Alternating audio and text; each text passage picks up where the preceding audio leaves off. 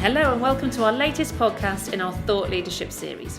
I'm Jennifer Jones, Director of Consultancy Services at Collingwood, and today I have with me Dr. Paul Turner to discuss the topic of executive effectiveness. Paul is a Principal Consultant with Collingwood Consulting and the primary author of our recent article on the strategic priorities of today's CEO. Paul has an outstanding track record of business success, both as an executive director responsible for multi-channel sales, customer service and HR, before he moved into consultancy in 2006.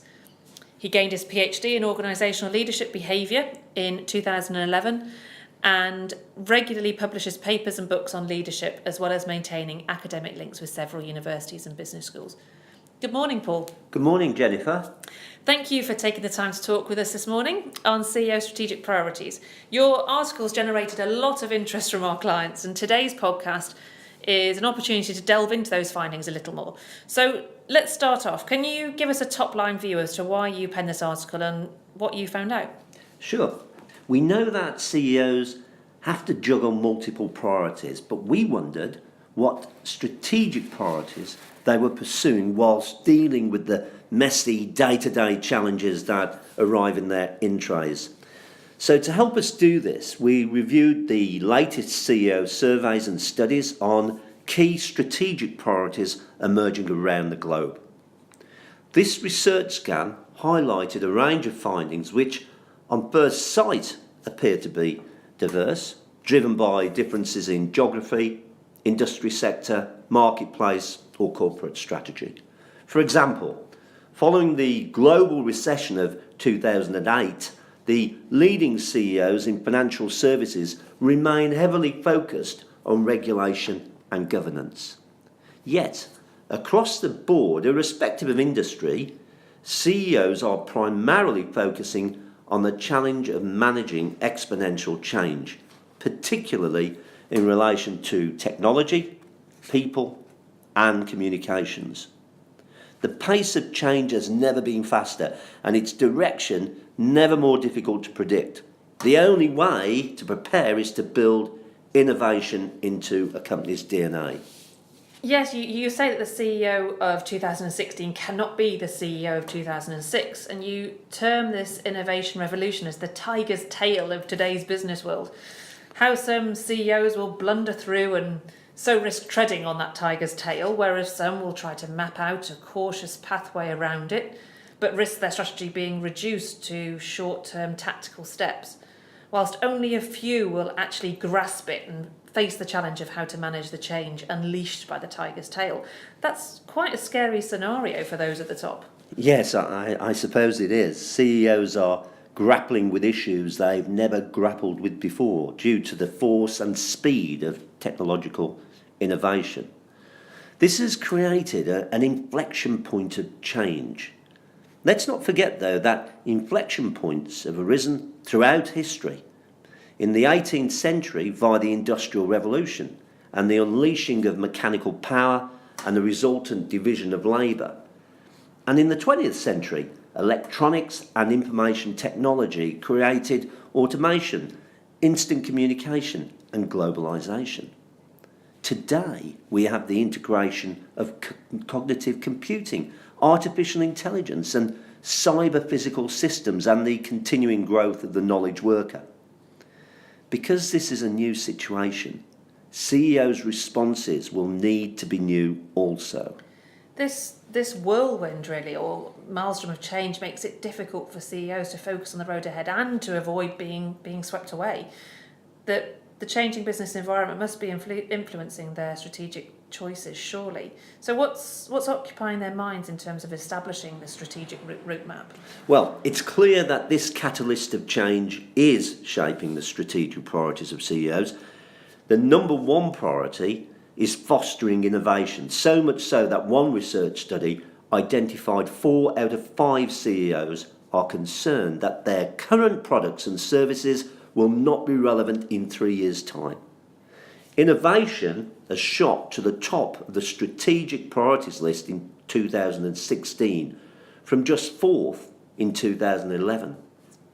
I mean, that is incredibly surprising, but it does fit with our experience. I mean, based on the clients here at Collingwood, the need for innovation to keep ahead of the pack and the desire to have a a creative culture to support it has been in the forefront of our discussions with CEOs. But what other strategic priorities are occupying their minds? The rest of the list is quite familiar. A desire for a stronger client focus, implementing and regulating new wave technology, better people and talent management, and improving branding and communications, and an overarching cultural focus on organisational purpose. Now, this is a global view, isn't it? So are there any differences between global and UK markets? There are less and less differences between individual geographical locations due to growing globalisation. However, drilling down with a UK focus, the findings on strategic priorities are similar, but there appears to be a greater emphasis in the UK on the underpinning tactical, short-term, hot-button issues of social media management, changes in customer behaviour and cyber security. As for high-performing organisations, the survey indicates that in the UK, these are focused on achieving a culture of customer centricity and employee engagement, empowerment and accountability.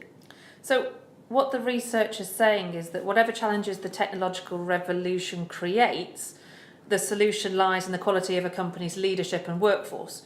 And that supports our findings with clients too. So what leadership and people strategies can CEOs employ to reduce risks and maximise opportunities created by these changes?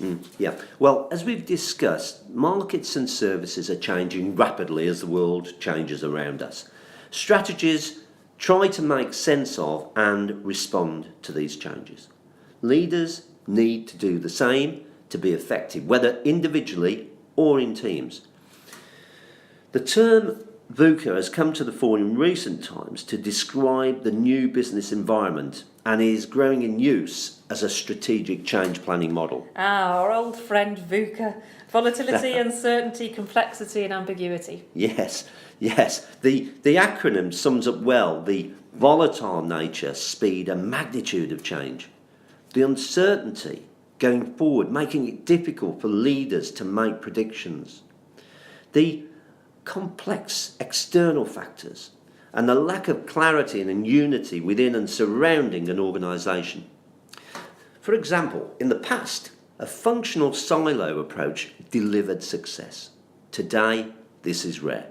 Today, compartmentalised accomplishments generally fail to add up to a comprehensive, enduring corporate success.